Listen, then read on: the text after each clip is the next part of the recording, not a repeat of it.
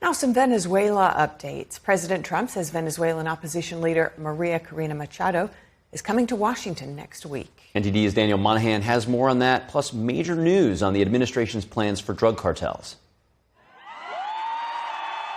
President Trump was asked about Maria Corina Machado's visit during an interview on Fox News' Hannity program. Well, I understand she's coming in next week sometime. And I look forward to saying hello to her, and I've heard that she wants to do that. That would be a great honor. President Trump says the country has to be rebuilt before elections can be held. Right now, the country's become third world, and they wouldn't know how to have an election right now. We're going to rebuild the oil and the oil infrastructure. We'll be in charge of it.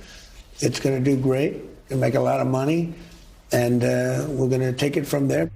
The president discussed Venezuela's oil reserves. All the big oil companies are coming in. They're going to make a lot of money, and Venezuela's going to get some of that money, and we're going to get some of that money, and we brought stability to the region. Trump says Maduro's ouster has helped political prisoners go free. And in many cases, good people is what I understand. But prisoners, nobody ever thought they'd be released. So we're going to be working with them and leadership of the country.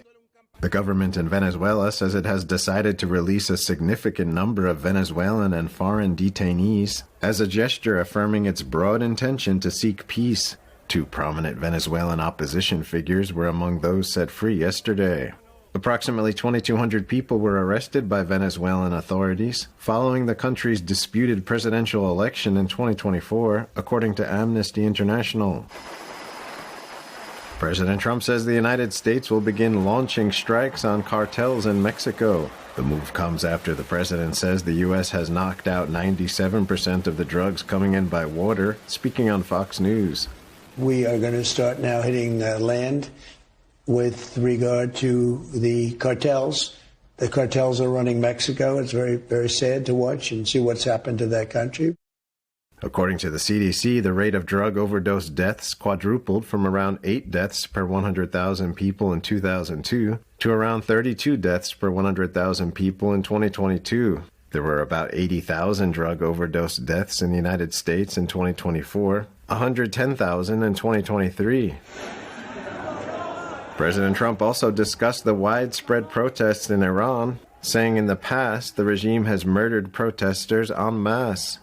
So they played rough, and I said, if they do that, we're going to hit them very hard.